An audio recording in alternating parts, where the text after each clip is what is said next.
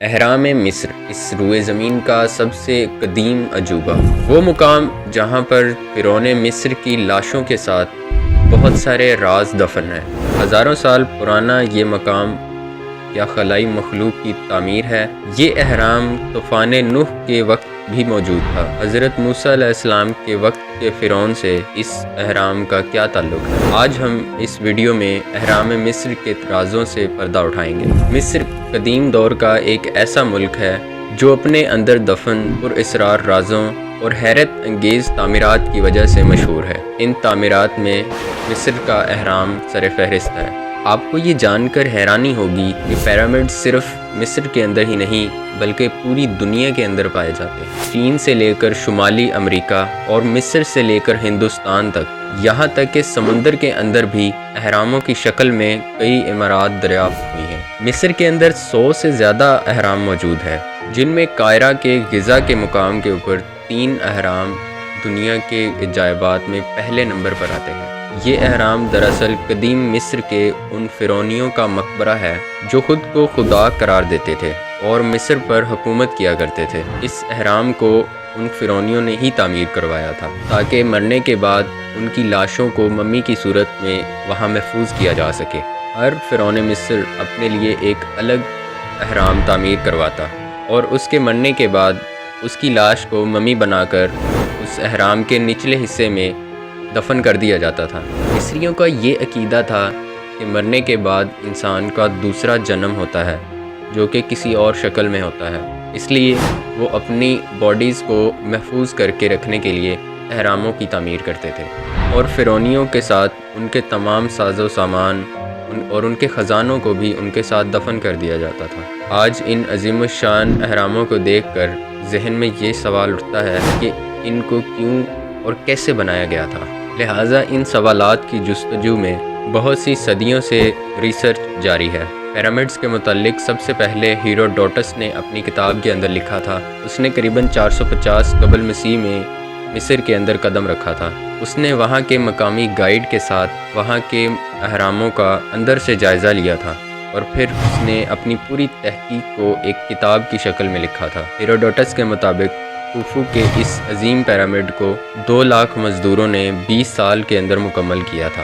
اس تعمیر میں ہر گھنٹے 2 سے 3 پتھر لگائے جاتے تھے اور اس طرح 30 لاکھ پتھروں سے اس عظیم پیرامڈ کی تعمیر مکمل ہوئی۔ کہتے ہیں کہ قدیم دور سے ہی مصریوں کی آبادی ان پیرامڈز کے قریب نہیں جاتی تھی، یہاں تک کہ وہ ان پیرامڈز کے قریب سے گزرنے تک سے بھی احتیاط کیا کرتے تھے، کیونکہ ان کے مطابق یہ دیوتاؤں اور فرعونیوں کا مسکن تھا جہاں ان کی روحیں رہا کرتی تھیں۔ سوچنے والی بات یہ ہے کہ 3500 سال قبل ان پیرامڈز کو کیسے تعمیر کیا گیا ہوگا جب ٹیکنالوجی اور مشین بھی موجود نہ تھی۔ آج کی جدید مشینیں لے کر بھی اس طرح کے پیرامڈز بنانا ناممکن ہے۔ ایک اہرام 13 ایکڑ زمین کے اوپر پھیلا ہوا ہے جس کی بلندی 450 فٹ ہے، اور اس کی تعمیر میں استعمال کیے گئے ہر پتھر کا وزن 2.5 ٹن سے 3 ٹن تک ہے۔ ان پتھروں کو کیسے تراشا گیا ہوگا اور ان کو تراشنے کے بعد اتنی اونچائی کے اوپر کیسے لے جایا ہوگا؟ انسانی ذہن یہ سوچ کر دنگ رہ جاتا ہے۔ کیا یہ انسانی ہاتھ کر سکتے ہیں؟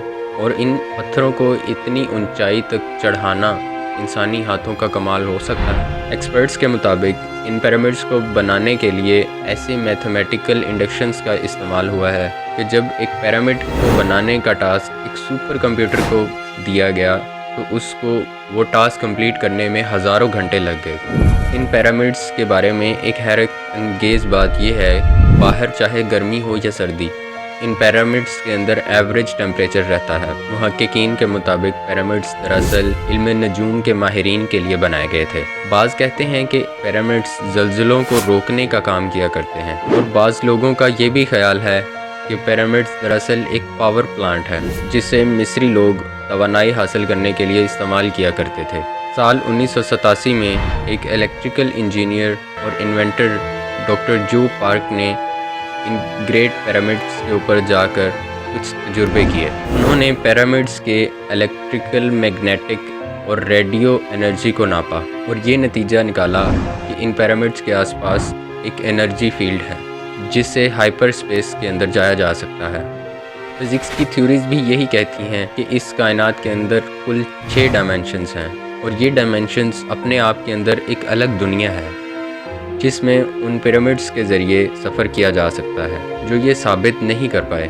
لیکن وہ مرنے سے پہلے یہ کہا کرتے تھے کہ اگر ہم پیرامڈس کے راز کو جان گئے تو پیرامڈس کو ایک ٹائم مشین کے طور پر استعمال کیا جا سکتا ہے۔ سال 2020 میں اسپیس ایکس اور ٹیسلا کے مالک ایلون مسک نے یہ دعویٰ کیا تھا کہ پیرامڈس کو ایلینز نے بنایا ہے، جس کے بعد انٹرنیٹ کے اوپر ایک الگ ڈیبیٹ شروع ہو گئی تھی۔ پیرامڈس پر ریسرچ کرنے والے ایک گروپ نے یہ بھی دعویٰ کیا کہ پیرامڈس کے اندر جو لاشیں ہیں وہ ایلینز کی ہیں۔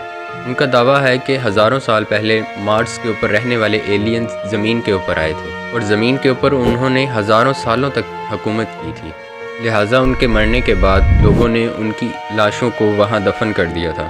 ایلینز کی وہ جنریشن ہم سے زیادہ ٹیکنالوجی کی مالک تھی، اور وہ پیرامڈس کو دوسری دنیا اور ہماری دنیا کے درمیان ایک دروازے کے طور پر استعمال کیا کرتے تھے۔ کیا قرآن مجید کے اندر ان قدیم پیرامڈس کے متعلق کوئی جانکاری ملتی ہے؟ اسلامی علماء کا ان اہراموں کے بارے میں کیا رائے ہے؟ کچھ علماء ان پیرامڈس کا تعلق حضرت موسیٰ علیہ السلام کے دور کے فرعون یعنی کہ رامسس ثانی سے جوڑتے ہیں۔